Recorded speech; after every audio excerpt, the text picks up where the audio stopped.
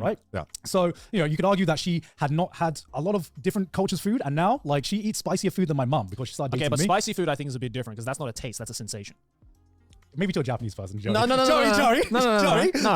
I think that is very different. I think in terms of the palate of a 12-year-old is like...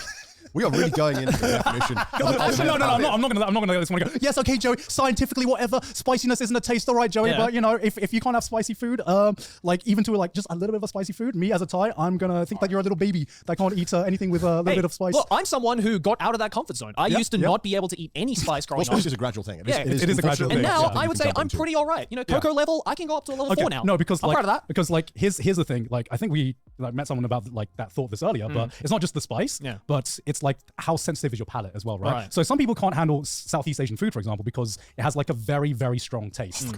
And you know, I love it. I love it, right? But some Japanese people that I've met, and you know, some Westerners I've met as well, that taste is just like this is gonna sound so weird. There's just too much seasoning. There is just too much seasoning. And like to me, I'm like, okay, that's the palate of a 12-year-old. To me, as a Southeast Asian, are you referring to one of our staff going to Nando's for the first time the other day? Maybe, but he is not the first person I've met that has said that. For context, one of our Japanese staff here at Trash Taste went to a Nando's the other day in the UK, and his review of Nando's was, "There's too much flavor." That's fucked up. Which is fucked up. That's fucked up to say. So that's a skill issue. Let's go on. Let's do the next one. Guys, pull the All right, next one. Next one. I feel like I just spend too long on the fucking 12-year-old topic. It doesn't matter. We can do this for as long as we want to. Is it a red or green flag when they don't use social media? Okay. I'm gonna need context. I'm thinking about these, and I'm like, I need some context. Okay. What the fucking? That is the context. That is the context. What do you mean? They don't No use social media. Okay, is there No like Twitter, no Instagram, no Facebook. Nothing. What you can call social media, they do not use. The only thing that I think I will, like, I when I think of social media, I don't count stuff like messaging or like Line, whereas it's strictly peer-to-peer communication. People, they can text you, but you can't find them on a website. I know that is technically the definition of like social media or like social is talk peer-to-peer, but I consider that as a completely different app. Yeah, but if you include that, then like snail mail is social media. Right. Like, I think no one in their right mind, even though the definition includes all of these, like would compare like texting to being on Twitter. Yeah. Like, it's not. We're specifically talking about social media websites. Okay, ready? 3, 2, 1, page. Oh, green. I decided to put green. I was like, listen, I'm terminally online. I don't want someone who's also terminally online. Okay, so for me, this is I thought about green at first because obviously we're in a position where like being on social media is part of our jobs, right? Like we kind of have to be on social media as public figures on the internet. But I thought at first it might have been green because there might have been like a nice, like if your partner doesn't use social media, then that's a good excuse to like kind of lay low on the social media and kind of cool off on being terminally online all the time. But at the same time, a lot of like my cultural references that I know, a lot of like memes and stuff like that also comes from social media. I love Would I be able to like have a fun human or like, existed before social media. Yes, but admittedly, a lot of that human now is rooted in social media. I don't know. I don't know. That's like saying, hey, I can't get on with my parents because if I say Among Us, they're not going to understand what I'm talking about. And I would argue, actually, that's a good thing. That's a good thing. It's a good thing. Right. I want my parents to know the Among Us meme. I pull the weight of 3 people's social media usage. I don't need another person doing it. I don't even think you do. There are more people nowadays that are more terminally online than there are that are not. I think it's just like how you spend it online. Like I'm streaming all the time. It's just different hours. Like I don't actually have that much time to scroll all the time, but I'm just always online in some capacity. So I feel like I would like to get away from that when possible. Yeah. I think I put down beige because in the sense of like oddity? it is weird in this day and age to not have it. It is very quirky. quirky, right? They had to make the choice to do it. Yeah, a little try-hardy, if you ask me, right? Well, it depends how they're framing it. Like if someone's like, I'm not on social media, and it's like, okay, but do you know anyone around you who's not on social media? I know some people, Yeah. How do they like look at social media? They just kind of look at it as a negative, and they just want to live in the moment. I guess that's what they said. I think they want to be more focused on the things that's immediately surround them as opposed to what everyone else is doing. Unfortunately, it makes it harder to get in contact with them sometimes. That's like, I guess, the biggest downside. But the reason I put green flag is because I was thinking about it and I was like, if someone told me they didn't use social media, can I think of any negative effects? I think there's no downside. I don't to really, being on it. I don't really see any downside to someone not being on social media. It's just a lot of self-confidence generally because you're not on it. You're like, I feel confident in who I am. I don't need to be in this game of clout. See, because like that is definitely a good thing as well. But at the same time, it's like, I think the benefit of, a partner and you being on social media is that you can like, say for example, like, something that everybody does nowadays, which is just like sharing memes or just like bringing up something fun that you saw on social media or like something funny, like a funny video or like a funny Instagram. You also just show them on your phone. Yeah. Like, It's not like you're going to show them and you're like, no, I'm allergic to memes. I can't look at Instagram. But like, at the same time, skin fades away. Like, Sun melting. Yeah. But I think, I think the benefit of being on social media is, again, it totally depends on how you use it. But I think just having that even just baseline knowledge of how social media, memery works and how the internet works and stuff like that, internet culture works, is just a very nice way to be able to connect to your partner. Whereas if you show them a fucking meme on Instagram that has 70 layers under it, which a lot of memes nowadays do have, then it's not going to be really fun when you show them a meme and they're like, I don't get it.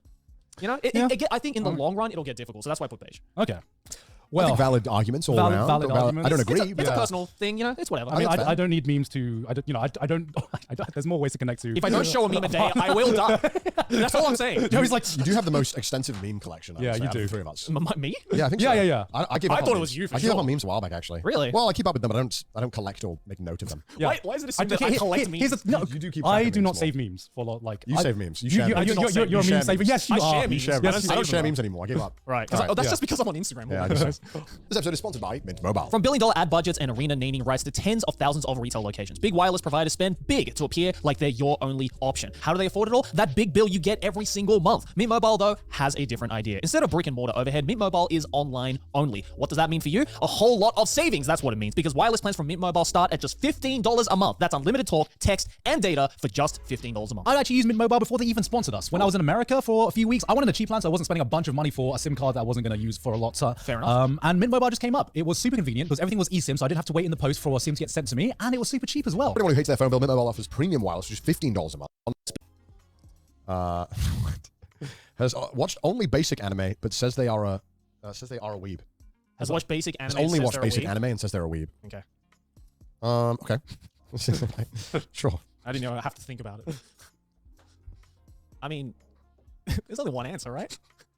Okay. Ready? 3, 2, 1. I put green. Yes. Bro, I don't give a fuck. This just shows our personalities. Joey's like, anime mentioned, red flag. I think there are a lot of very popular, quote unquote, basic anime out there where you could actually be a weeb now and have only watched the well-known shows. Right. Yeah. I think you can be into the anime aesthetic and everything that about anime without needing to watch Serial Experiments Lane. Okay, but here's the thing. This is the insinuation that you use the word meme and weeb in a positive way.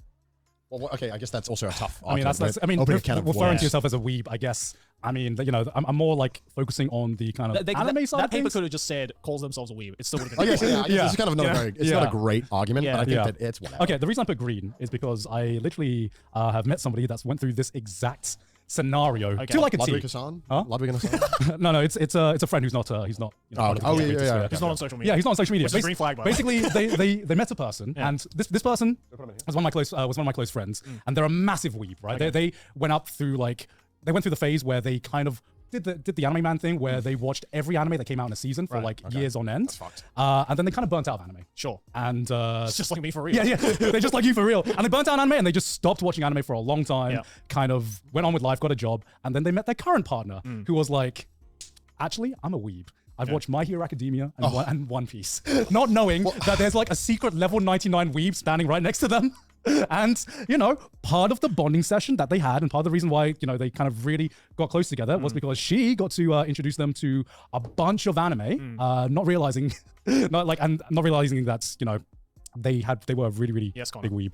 Is One Piece considered normie now? Yes, it is 100% normie. Sure. It is very, very normie. So you're a normie if you. Such a horrible word. If you watch One Piece, you make sure. Okay. Why do you have to put so much emphasis on the normie? Yeah. So the way I interpret this is that okay. Enthusiastic. Yeah. They're enthusiastic about anime, and they've only seen the basic anime. So you have the opportunity to be like the dichotomy of men. Yeah. Right? You have the opportunity to be like, babe, I can show you the world. I can show you the world, babe. Okay. Let me introduce you to a whole ton of shows. To defend gatekeeping. Okay, I will say that is a lovely story, but that is one very rare occurrence, in my opinion, of it just happening to work out, right? Okay. Most of the time, right, quote unquote weebs who have only ever watched My Hero and One Piece are not that open to watching the weird shit.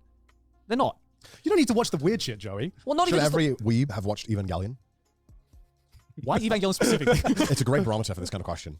I think, I've noticed that anime fans answer very differently to this question. I think every anime fan should watch Ava, not just to Can they call themselves an anime fan? I don't think they need to enjoy Ava. Of course they can. This is going back to the 12-year-old power thing. Yeah, I don't think you need. I didn't enjoy it. You don't need to watch it. You don't need to enjoy Ava, but you should watch it. Maybe I'm a 12-year-old. Yeah, personally as an anime fan, I think every weeb should watch Evangelion just to have an opinion on it. Yeah, it's one of those anime where I'm like, it's such a different experience to everyone who watches it. It's like Breaking Bad of TV fans. I wouldn't call it that. Like Breaking Bad is like way too critically acclaimed. You know, is Evangelion not? It's very polarized. I thought it was very critically acclaimed. I think it's critically acclaimed for the people who love the show, but a lot of people do not like the show. Yeah, and that's fine. But like, okay, I think for me the reason why it's red is because I think the way that I see and act around weebs or like talk to weebs is very different considering my background. Okay, because like whenever I think of like a stereotypical weeb, like they don't even have to have watched only the basic shit, right? They could be the most like knowledgeable in anime, but like when they think that they know a lot about like Japan or like they know a lot about like Japanese just because they've watched a couple hundred shows of anime, couple hundred, yeah, even a couple hundred, that to me is just racist. Whoa, where are we going with this?